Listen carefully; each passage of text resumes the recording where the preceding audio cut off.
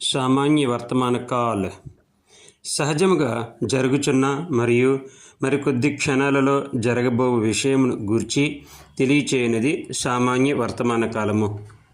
ఈ కాలము నందు నియమములు కింది విధముగా ఉండును.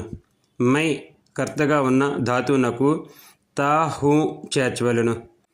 తుమ్ము కర్తగా ఉన్న ధాతువునకు తే హో చేర్చవలెను. పుంలింగ ఏకవచనము కర్తగా ఉన్న ధాతువునకు తా హై చేర్చవలెను.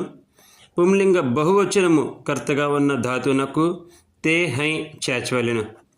కర్తలు స్త్రీలింగమైన తా హై తే హైలు తీగా మారును. ఉదాహరణ: మై ఫల్ ఖాతా హూ, నేను పండు తినుచున్నాను. మై ఫల్ ఖాతీ హూ, నేను పండు తినుచున్నాను. స్త్రీలింగం. తుమ్ ఫల్ ఖాతే హో, నీవు పండు